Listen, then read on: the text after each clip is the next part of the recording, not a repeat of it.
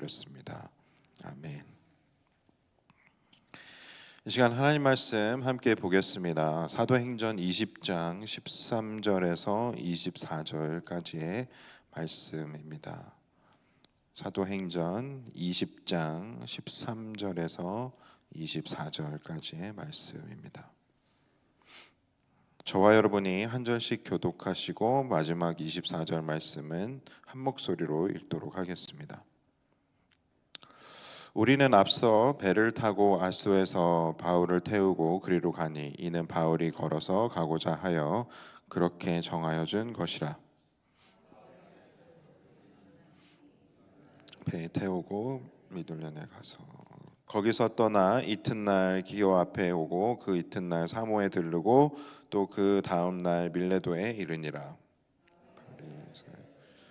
취하지 않기 위하여 에베소를 지나 배를 타고 가기로 작정하였으니 이는 될 수 있는 대로 오순절 안에 예루살렘에 이르려고 급히 가미러라. 바울이 밀레도에서 사람을 에베소로 보내어 교회 장로들을 청하니 몸에 그들에게 말하되 아시아에 들어온 첫날부터 지금까지 내가 항상 여러분 가운데 어떻게 행하였는지를 여러분도 아는 바니 곧 모든 겸손과 눈물이며 유대인의 관계로 말미암아 당한 시험을 참고 주를 섬긴 것과 유익한 것은 무엇이든지 공중 앞에서나 각 집에서나 거리낌 없이 여러분에게 전하여 가르치고 유대인과 헬라인들에게 하나님께 대한 회개와 우리 주 예수 그리스도께 대한 믿음을 증언한 것이라. 보라, 이제 나는 성령에 매어 예루살렘으로 가는데 거기서 무슨 일을 당할지 알지 못하노라. 오직 성령이 각 성에서 내게 증언하여 결박과 환난이 나를 기다린다 하시나 내가 달려갈 길과 주 예수께 받은 사명 곧 하나님의 은혜의 복음을 증언하는 일을 마치려 하면은 나의 생명조차 조금도 귀한 것으로 여기지 아니하노라. 아멘. 계속해서 사도 바울의 전도 여행이 이어지고 있습니다.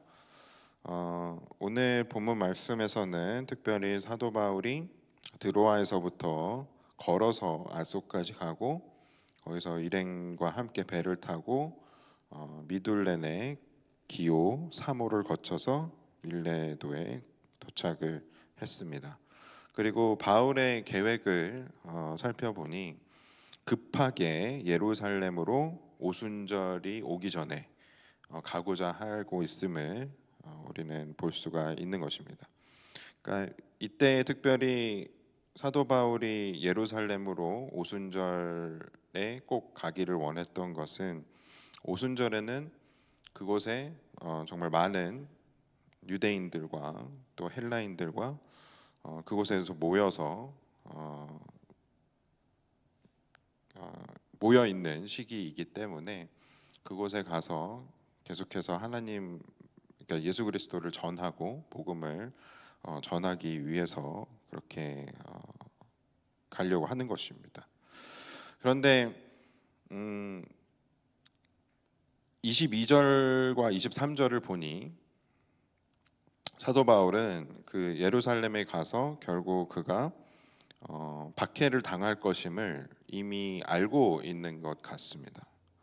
그러니까 보라, 이제 나는 성령에 매어 예루살렘으로 가는데 거기서 무슨 일을 당할지 알지 못하노라. 오직 성령이 각 성에서 내게 증언하여 결박과 환난이 나를 기다린다 하시나 라고 고백을 하고 있는 것이죠.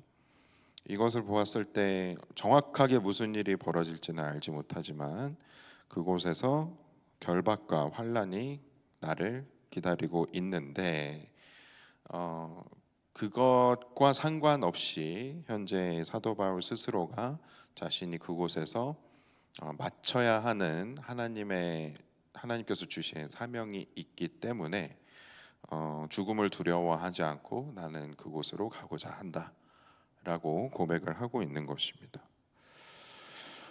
하나님께서 우리의 인생을 이끌어 가실 때에 때로는 이런 환난을 허락을 하실 때가 분명히 있습니다.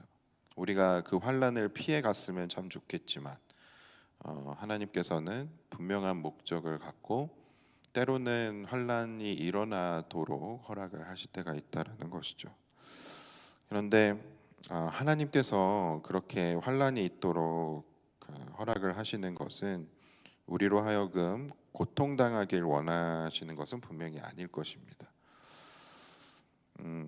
그런데 하나님의 일에 있어서 우리가 그 일을 감당하기에 앞서서 어떤 죽음조차 아까워하지 않는 그런 각오로 그 일을 감당을 할 때에 우리 안에 있는 그 무엇이 우리로 하여금 하나님의 일을 하나님의 사용을 받아서 그 일을 성취함에 있어서 또 반드시 필요한 그러한 역할을 감당을 할 수 있게 된다라는 것입니다.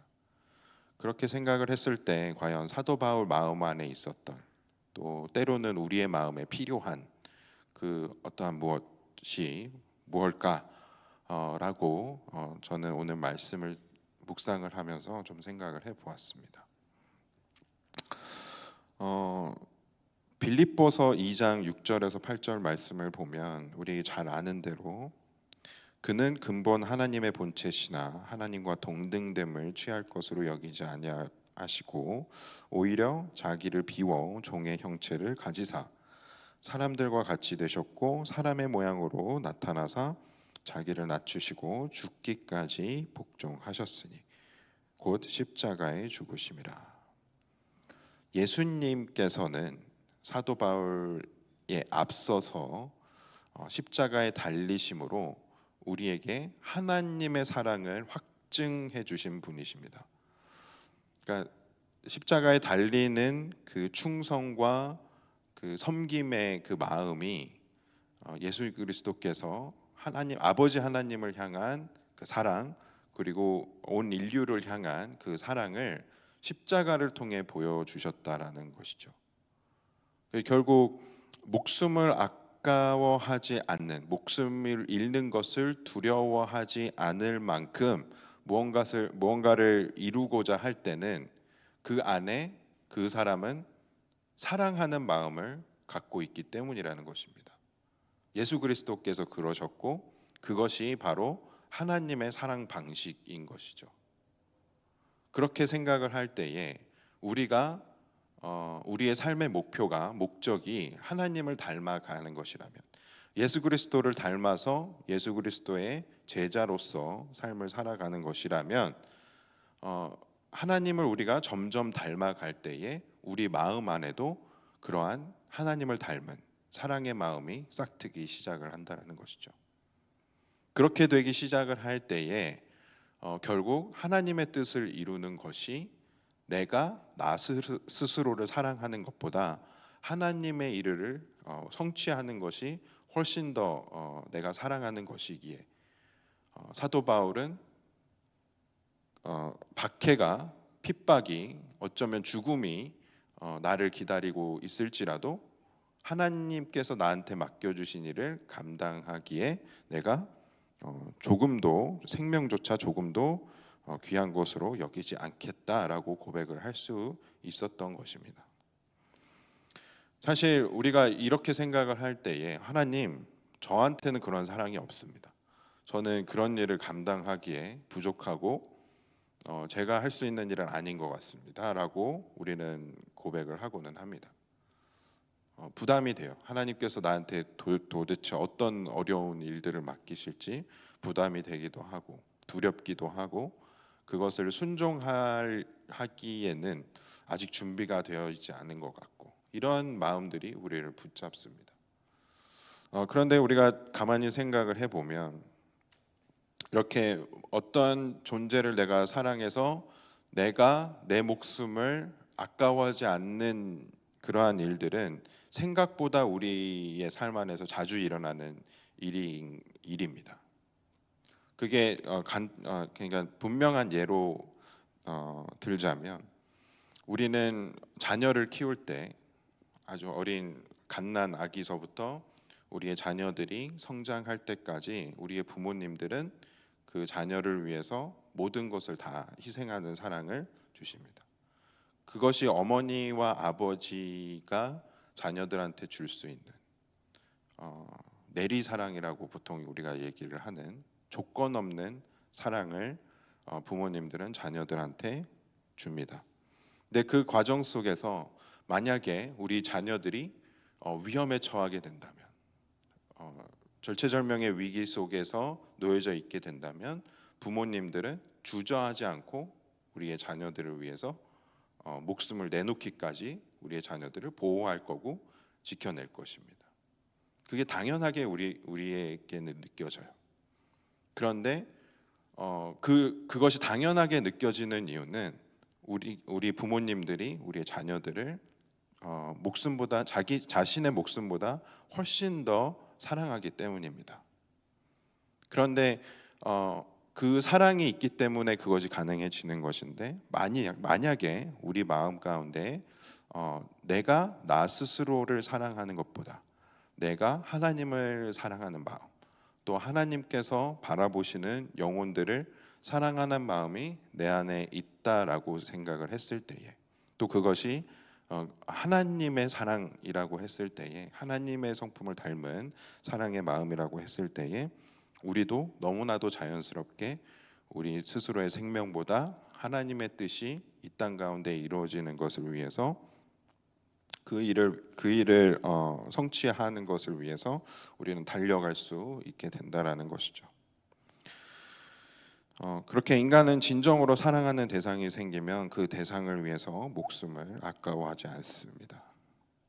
가족들의 생명을 지키기 위해서 특히 우리의 배우자나 자녀들을 위해서 대신 죽어줄 수 있는 게 우리의 당연한 사랑의 마음이라고 한다면, 그 동일한 마음을 하나님께서 우리에게 이미 2000년 전에 보여주셨고, 또 예수 그리스도께서 십자가에 달리심으로 그 사랑이 확증되었다라고 했을 때에, 내가 그 사랑을 받은 자라면, 또 그 사랑으로 내가 변화되어지고 내 안에 계신 성령님이 나로 하여금 하나님을 닮을 수 있도록 계속해서 나를 이끌어 가고 계신다라고 한다면, 특별히 이때에 하나님께서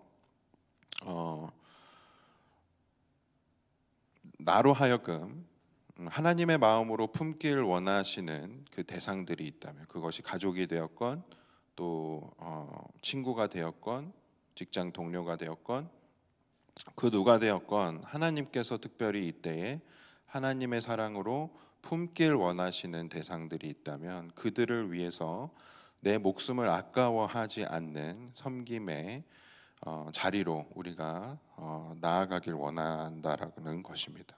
원하신다라는 것입니다. 그렇게 우리가 사랑의 섬김으로 우리의 부르심을 따라서 나아갈 수 있을 때에, 하나님께서는 우리의 삶을 사용하시고 또 하나님의 사랑과 은혜와 또 예수 그리스도의 복음이 우리의 삶을 통해 그것이 필요한 자들에게 갈 수 있도록 우리의 삶을 인도해 가시고 우리를 사용하신다라는 것이죠. 그것이 가장 필요한 때인 것 같습니다. 세상은 너무나도 하나님의 뜻과는 반대되는 방향으로 가고 있고, 또 우리의 자녀들, 다음 세대들이 정말 어떻게 도대체 살아갈 수 있을지 알지 못하는, 점점 그것이 두려워지기도 하고 또 걱정이 되기도 하는 시기를 지나가고 있습니다.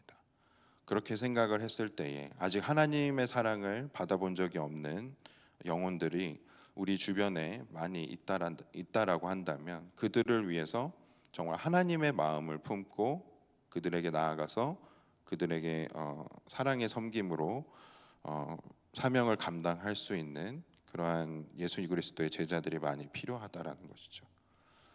그렇게 생각을 할 때에 특별히 오늘 제가 여러분들에게 도전하고 싶은 것은, 함께 기도하면서 하나님께서 특별히 오늘 하루 나에게 섬겨야 하는 영혼들이 있다면 그것이 누구인지 하나님께서 가르쳐 주시고 보여주셔서 내가 오늘을 살아감에 있어서 내 생명보다 나의 생명을 중요하게 여기지 않고 하나님의 사랑을 품고 그 누군가를 섬기는 것에 있어서 내 모든 힘을 다할 수 있는 하루가 되게 해달라고 그렇게 우리 함께 한 마음 되어져서 기도하는 시간을 가지면 어떨까라는 생각을 해보게 됐습니다. 그래서 계속해서 오늘 말씀을 묵상을 하시면서 오늘 하루 그리고 남은 한 주 하나님께서 주시는 마음을 가지고 또 순종함으로 또 그 사랑 가지고